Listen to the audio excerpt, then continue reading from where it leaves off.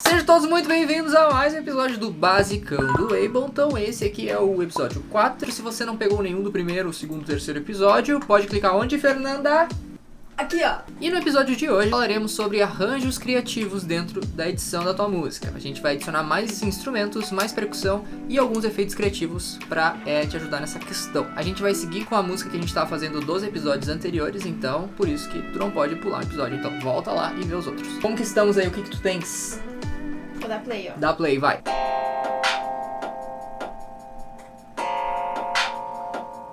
Enquanto o meu virou isso aqui por enquanto.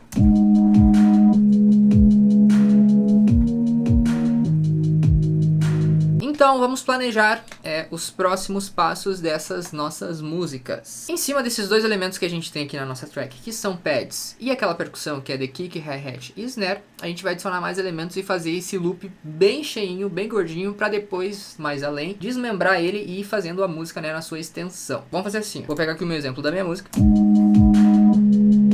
Esse momento, na verdade, é um momento de dicas, porque não existe uma fórmula certa de o que a gente deve colocar ou não nessa parte mais forte da música. Minha sugestão é que temos um pad, temos um elemento cuja função é criar essa base lá embaixo e ficar funcionando o tempo inteiro, digamos assim. Então, na minha visão, eu acho que agora a gente tem que buscar elementos que inclusive são de frequências mais altas. Por exemplo, esse pad ele não abrange tanto essas frequências, então a gente vê que tem esse espaço lá para utilizar outros elementos. É claro que isso não é o que logo de primeira quem está começando a produzir vai perceber.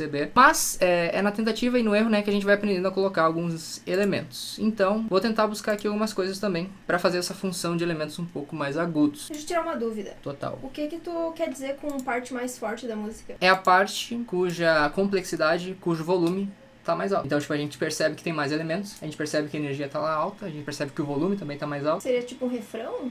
Exatamente. Por isso que é a minha maneira de começar a fazer as músicas. Novamente, não é a maneira errada ou a maneira certa, mas é a minha maneira. Porque já vai ficar uma base, né? Que vai ficar igual pra toda a música. Exato, se tu já sabe como vai ser a parte mais alta da música, e em termos de energia, vai ficar mais fácil de tu desmembrar e ir criando as outras subseções. Então, a gente sabe que tem a função daqui do pad, que é uma coisa que é uma base, assim, da música. Então eu vou buscar, deixa eu ver, uns elementos mais pluck, umas coisas que fazem tic, tic, tic, pra fazer umas brincadeirinhas, assim, e preencher esse espaço. Vamos ver o que a gente acha. Guitar Unplugged ali na aba Operator dentro de Instruments. Moonpluck, vamos ver o que a gente consegue fazer com isso. Todos os elementos, quase todos eles têm vários knobzinhos que a gente pode girar e mexer na tonalidade dele. Esse, por exemplo, tem delay. Se eu desativar o delay, ele fica seco. Pode ser uma possibilidade caso tu queira isso. Se você botar 100%, pode ser interessante também. Esse instrumento que eu peguei, ele tem outros tons junto dele. Então, tipo, eu toco uma tecla e tem um tom e mais algum outro harmônico acontecendo. Isso gera, tipo, eu tocando uma tecla e outra tocando, porque esse é o fundamento desse instrumento que eu peguei. Por isso que eu vou trocar. Esse aqui parece mais simples.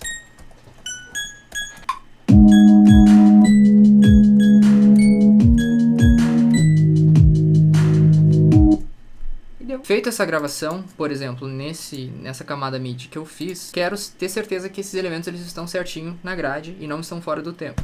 Como que faço isso? Eu clico 2 vezes ali, aí eu alinho eles à grade, dependendo da maneira como eu queira que eles soem. Então, posso ir puxando para esquerda ou direita, ou simplesmente clicando Ctrl U, aí ele vai tentar alinhar a grade mais próxima. Pode ser útil para fazer isso de uma vez só. Como esse episódio também é sobre efeitos criativos, saibam que se a gente for em Audio Effects, um dos efeitos mais conhecidos no mundo da produção é propriamente o delay. Então, se pesquisar aqui por um delay, por exemplo, o efeito vai ser carregado. Em todos os efeitos, basicamente, tem o negocinho de girar, que se chama Dry Wet. Dry Wet, tradução direta, seco e molhado. Quanto mais molhado for, mais efeito vai ter. Esse sinal de o som com efeito e o som sem efeito vai ser misturado, né? Então, tipo, se eu botar 100% wet, vai ter 100% efeito. E dá essa atrasada. Não é o que a gente quer só um pouquinho dele.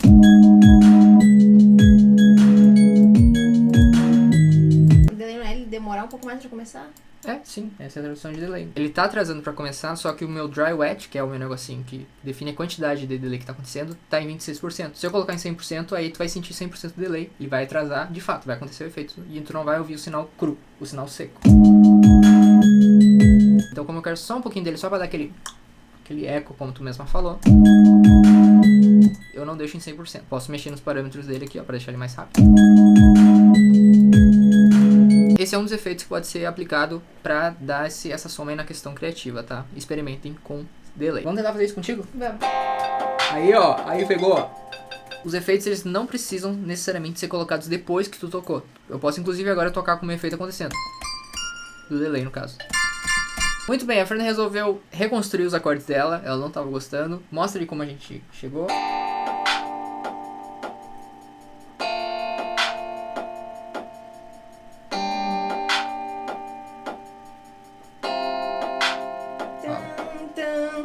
Agora, ó, viu, ó, essa sequência de acordes fez ela ter um insight. Tava ouvindo e assim, ó, veio, ó, vou botar isso aqui. Então, isso é legal. O cérebro dela resolveu criar uma proximidade, considerando o que ela já ouviu de música, o que ela já conhece de música. Então, ela ouviu a música e pensou, cara, posso colocar isso. Isso é ótimo. Faça acordes que você tem alguma familiaridade pra que esses insights aconteçam com mais frequência. Essa mudança foi legal porque a minha música tá diferente da dela nesse quesito. A minha tá com um aspecto um pouquinho mais dark, mais fechado. Enquanto a dela tá o sol feliz da vida. A Fran queria mexer nas configurações com relação a efeitos e com relação ao que é o som da sua camada. Aí o que ela fez? Ela clicou 2 vezes aqui, ó. O que aconteceu daí? Abriu essa zona de mexer nas notas do seu instrumento. Aí ela ficou nessa dúvida e ela falou que eu não ensinei, mas enfim, se eu não ensinei, falando agora sobre isso, se você clicar aqui no clipe, vai abrir as configurações para mexer nas notas. Se você clicar 2 vezes na camada, vai abrir as configurações para mexer no que tá acontecendo ali, de quais foram os sons que você importou ou quais as configurações que você pode colocar nesse som ou não. A maneira como a Fran tá criando música aqui não é das melhores, né? A gente tem que considerar que ela tá ouvindo música com seu Note. Se você tiver fones de ouvido, 100% melhor. Se você tiver monitores de áudio, 200% melhor. Junto com esse delay, vou sugerir pra ti, Fernanda, coloca um reverb. Mais um dos efeitos criativos que pode ajudar aí nessa tua composição na hora de criar os teus instrumentos. Audio Effects, Reverb. Vamos colocar aqui um corredor. Vou colocar aqui depois o meu delay. E aí, quando eu toco, ele ecoa. Claro, não deixe 100%, senão vai ficar muito molhado.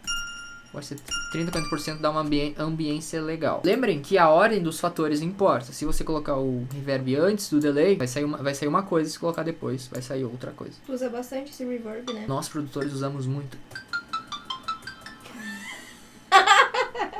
Are you having fun, bro? Olha o que ela tá fazendo, tipo, ó, ela tava mexendo no instrumento, só que sabe, ela tava aqui, ó, tá preenchendo toda a tela e ela tá tipo...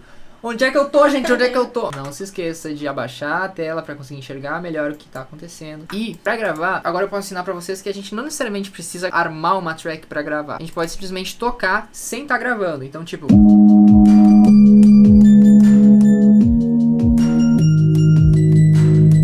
Ok, toquei, não gravou, não teve nenhuma informação registrada, porém, o Ableton tem uma função maravilhosa, que é aquele quadradinho lá em cima, que ele, tipo, ele registra na memória dele as últimas coisas que foram tocadas, sem, né, a gente ter gravado. Então, se tu tocou algo legal e esqueceu de gravar, por exemplo, é só clicar ali que vai estar registrado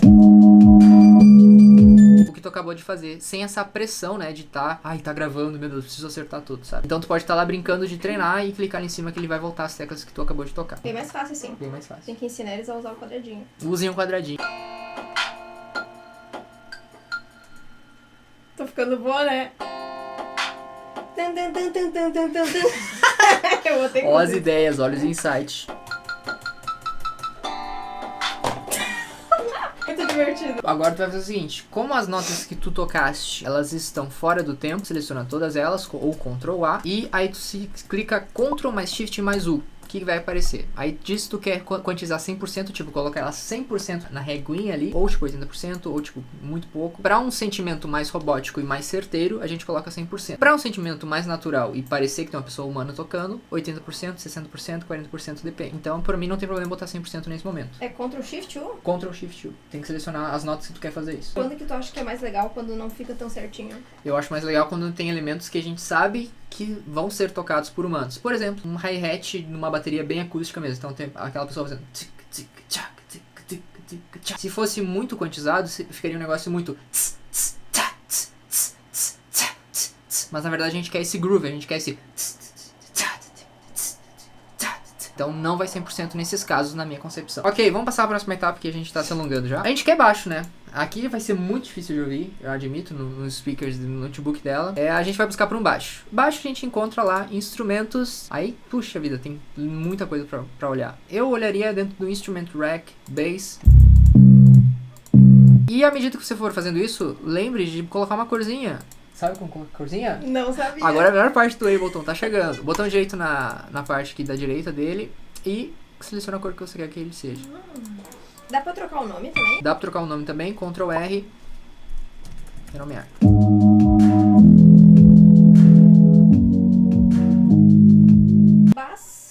Bass, mas que... mas que bass, né? Vai ser muito difícil de Não ouvir. escuta nada. Cara, você precisa de um fone. Eu pego lá. Tá, Olha aí na correndo, gravação. vai correndo lá. Nem pensa duas vezes. Eu não vou nem conseguir abrir essa porta ali. Ai, minha mão. Agora fodeu toda a minha iluminação. Vai, nem pensa. Vai. Nem vou parar de Cadê que eu gravar. tô enrolada Fernanda, assim? não, Fernanda, pensa, não pensa. Fernanda tá estragando todo o meu cenário, Fernanda. Tô tentando. A gente vai aproveitar que a Fernanda foi buscar os fones de ouvido dela pra dar uma encerradinha nesse vídeo, porque ele tá ficando bem comprido. Então na próxima quinta-feira a gente segue falando sobre os nossos arranjos criativos na melodia e na percussão. Até lá.